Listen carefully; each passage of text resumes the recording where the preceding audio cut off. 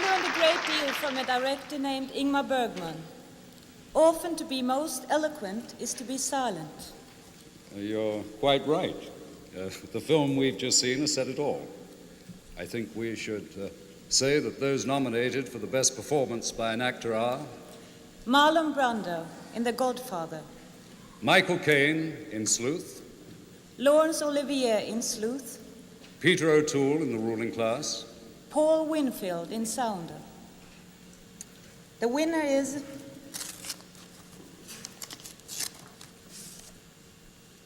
Marlon Brando in The Godfather. Accepting the award for Marlon Brando and The Godfather, Miss Shasheen Littlefeather.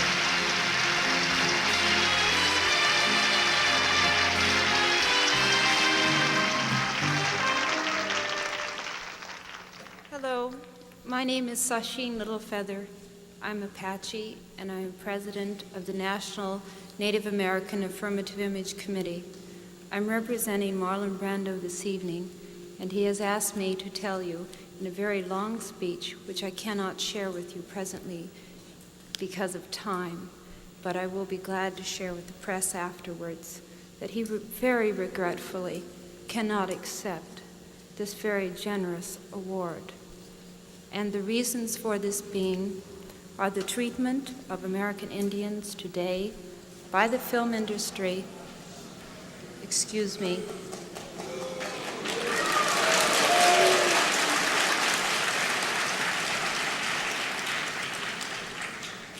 and on television in movie reruns, and also with recent happenings at Wounded Knee. I beg at this time that I have not intruded upon this evening, and that we will, in the future, our hearts and our understandings will meet with love and generosity. Thank you on behalf of Marlon Brando.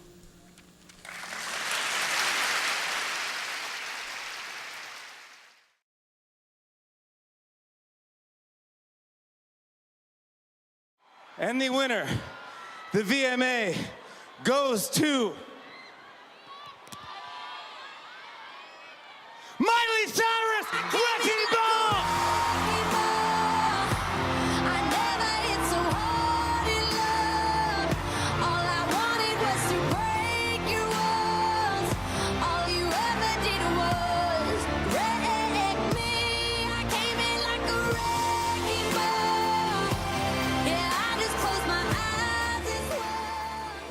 Thank you all. My name is Jesse, and I am accepting this award on behalf of the 1.6 million runaways and homeless youth in the United States who are starving, lost, and scared for their lives right now. I know this because I'm one of these people. Thank you. I've survived in shelters all over the city. I've cleaned your hotel rooms. I've been an extra in your movies. I've been an extra in your life. Though I may have been invisible to you on the streets, I have a lot of the same dreams that brought many of you here tonight. Los Angeles entertainment capital has the largest population of homeless youth in America. The music industry will make over $7 billion this year, and outside these doors are 54,000 human beings who have no place to call home. Thank you. If you want to make powerful change in the world right now, please join us and go to Miley's Facebook page. A dream you dream alone is only a dream, but a dream we dream together is reality. Thank you so much for your time.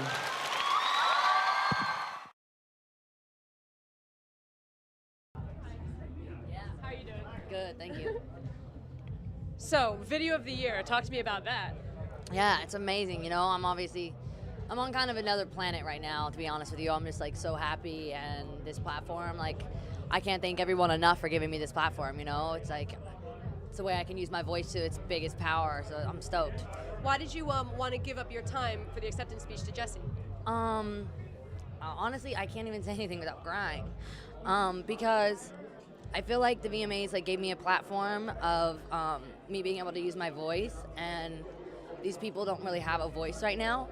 And that's why I've always spoken up for the animals, is because they can't. And I was trying to think, like, who is speaking up for like the youth homelessness of like America, you know, who, and especially even in LA, like LA is the biggest population of youth homelessness in all of America, and we're so okay with coming home with our awards and being so proud of ourselves, and like I feel more proud than I've ever felt over any award that I've ever gotten, and so I feel full, you know. Last year, no matter how much people talk about it, you don't feel full. I feel completely full, and I just feel like my fans are now going to have something they can use their power that matters, and like without them, I never wanted them to think that me having accepted the award didn't mean I didn't care about it. It just meant that someone else deserves this award a lot more than me, and it's these kids that are out there fighting every single day, like he said, to really survive. And these fans, they just gave me the best, like it's like the biggest megaphone in the entire world to speak to masses at a time to get people involved. I'm like beyond happy.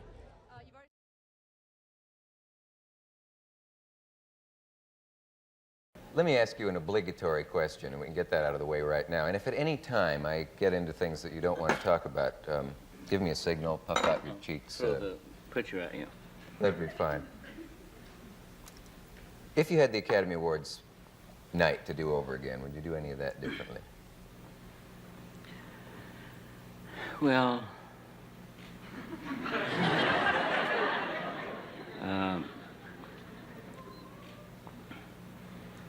I don't think so, no. I felt that that there was an opportunity for, since the American Indian hasn't been able to hear his voice heard, or have his voice heard, anywhere in the history of the United States, I felt that it was a marvelous opportunity for an Indian to be able to voice his opinion to 85 million people. I guess that was the number. And I felt that he had a right to, in view of what Hollywood has done to him. And I was embarrassed for Shashin. She wasn't able to say what she intended to say. And I was distressed that people should have booed and whistled and stomped, even though perhaps it was directed at myself. They should have at least had the courtesy to listen to her. But I think she did very well, and I was very glad that she did have what opportunity she had to say what she did. And why didn't you get to read your entire statement as you planned it? Well, I think that they felt that it was inappropriate, and I actually don't know. I think they didn't want her there. They didn't want the evening interrupted with that particular note. And from their insular point of view, I felt that perhaps they had a point. But I don't think that people generally realize what the motion picture industry has done to the American Indian. As a matter of fact, all ethnic groups, all minorities, all non-whites.